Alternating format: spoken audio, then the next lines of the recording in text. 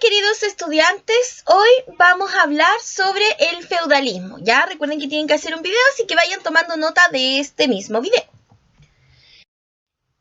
En primer lugar tenemos que hablar en términos temporales, ya el feudalismo y la época que estamos estudiando es la Edad Media, ¿cierto? Que se enmarca desde la caída del Imperio Romano hasta lo que es el descubrimiento de América, ¿ya?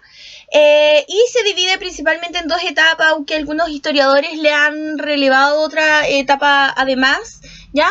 Pero entre la Alta Edad Media, ¿cierto? Existieron estas dos etapas grandes, la Alta Edad Media y la Baja Edad Media, ¿ya? El feudalismo se sitúa dentro de lo que es la Alta Edad Media, ¿ya? Y vamos a seguir viendo algunas características importantes de esta. En primer lugar, el feudalismo es un sistema, ¿ya? Por eso tiene esa raíz istmo.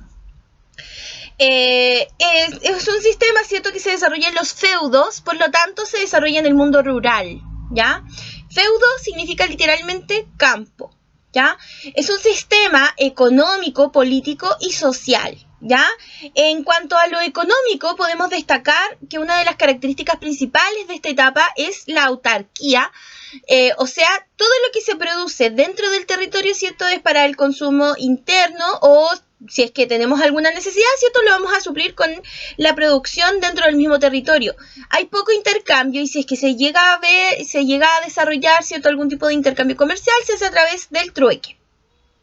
Y la agricultura es la principal actividad económica, ¿cierto?, de esta época, aunque hay otros oficios, ¿cierto?, relevantes, pero no en una gran medida para decir que hay grandes manufacturas, sino que son manufacturas, como ya lo mencionamos, para consumo interno del feudo, ¿ya?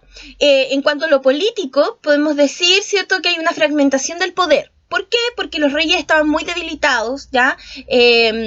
Recuerden que después de la caída del Imperio Romano de Occidente se intenta, ¿cierto?, tener este gran imperio de vuelta, intentándolo volver, ¿cierto?, Carlomagno, pero esto no es posible y finalmente los herederos de este gran imperio empiezan a fragmentar, ¿cierto?, sus reinos y empiezan a otorgarles el servicio, ¿cierto?, a los nobles, ¿ya? Entonces el poder no está concentrado en una persona, ni está concentrado en una autoridad como en un emperador, sino que más bien está fragmentado, está roto en varios pedazos, ¿ya?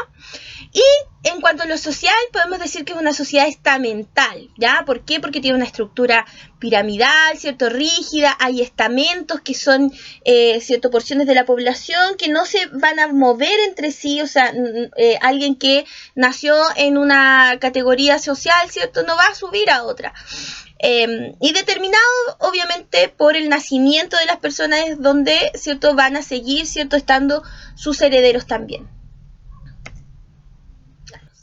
En cuanto a lo de la sociedad, ya es importante destacar que al comienzo, ¿cierto?, en la cúspide está este rey, ¿cierto?, luego la alta nobleza, ¿ya?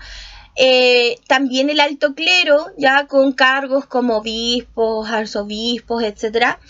Y luego una baja nobleza, ya con también un bajo clero, que son los monjes, ¿cierto?, las monjas, son personas que viven en los monasterios, pero que no tienen grandes atribuciones dentro de la Iglesia Católica. Todo esto enmarcado, ¿cierto?, dentro de lo que es la Iglesia Católica, ¿cierto?, que es la que se destaca dentro de este periodo, al menos en la parte occidental, aunque hay obviamente confluencias con Oriente, pero eso lo vamos a ver más adelante, ¿ya? Es determinado precisamente la categoría donde están, ¿cierto?, donde las personas van quedando, es determinado principalmente por el nacimiento. Si alguien nació dentro de la alta nobleza, se va a seguir y va a perdurar, ¿cierto?, estos títulos nobiliarios en la familia para siempre. Mientras que si se nace, ¿cierto?, como campesino, va a seguir siendo campesino toda su vida. Es una sociedad estamental porque, como ya lo mencionamos, no hay movilidad, ¿cierto? Y no podía, existe, ¿cierto?, los siervos de la gleba, ya que los destaqué aquí con el círculo, que son personas, ya que es una categoría incluso inferior a los campesinos, ¿cierto?, a a los soldados, artesanos, que son vasallos libres. Más bien los siervos de la gleba, ya al tener la categoría de siervo, no podían dejar la tierra del señor feudal, casarse sin su permiso, ni tampoco dejar una herencia al señor sin el permiso de este. Por lo tanto, eran personas que estaban sometidas directamente, ¿cierto?, su vida completa al señor feudal, y aparte de poder trabajar en el campo, como es el trabajo normal, ¿cierto?, o más convencional de lo que se cree del clero, del feudalismo, también tenían labores domésticas.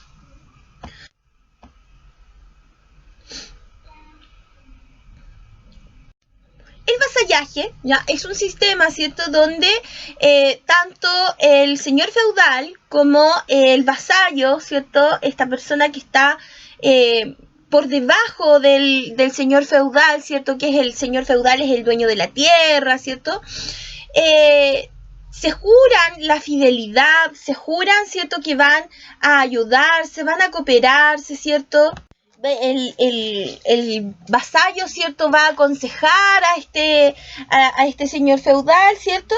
Y esto se desarrolla a través de, primero, el homenaje, ya, donde el vasallo se arrodilla y pone sus manos entre las manos del señor, simbolizando la entrega personal, ¿cierto?, la entrega personal, y el señor junta sus manos con las del vasallo, aceptando este vínculo tan importante. Y la investidura, donde finalmente el señor feudal, ¿cierto?, le entrega un símbolo.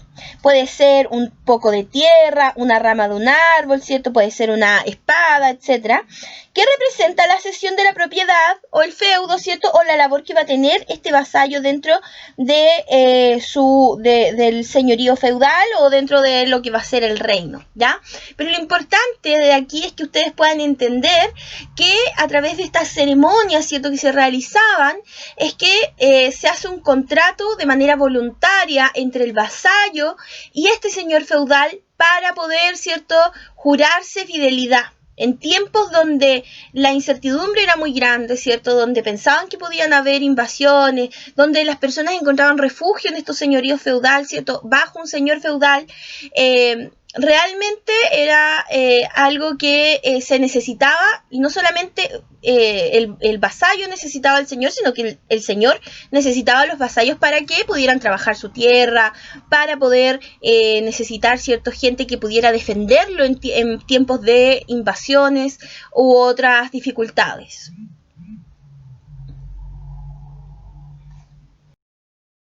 Este es el señorío feudal, ¿cierto? En primer lugar tenemos, ¿cierto?, el castillo, ¿cierto?, principalmente donde viven estos señores feudales, y si lo podemos ver, están en alto principalmente porque es un tema estratégico, ¿cierto? Yo puedo ver a mi enemigo, yo necesito también tener ciertos recursos alejados, ¿cierto?, de fácil acceso, ¿cierto? Que no tengan un fácil acceso, sino que más bien se le dificulte llegar al enemigo, ¿cierto?, a estos lugares. Entonces, el castillo, muy característico de esta época, ¿cierto?, que lo conocemos mucho por las películas y toda esta literatura, ¿cierto?, fantástica, es que estos castillos están muy en alto, ¿ya?, para protegerse, ¿cierto?, en un mundo donde las invasiones podían ser algo muy recurrente, ¿cierto?, y tenían mucha historia respecto a ello. También es importante lo que tenemos acá, que son los molinos, ¿cierto?, donde se muele efectivamente la harina, ¿ya? Otro elemento importante está acá, ¿ya?, que es la iglesia católica, y lo otro son diferentes casas y diferentes residencias de los vasallos, ¿ya? Tenemos aquí las tierras cultivadas, ¿ya? Tenemos acá los bosques, y es importante también destacar que dentro de estas casas habían algunas que eran específicamente para que trabajaran las manufacturas, ¿ya?, para producir dentro de lo que es este señorío feudal herramientas, armas, utensilios, ropa, ¿ya? También existiendo ciertos campesinos especializados como herreros, panaderos o carpinteros, etcétera, ¿ya? Eso en resumidas cuentas, y recordar que el castillo, por un tema estratégico, ¿cierto?, estaba más en alto.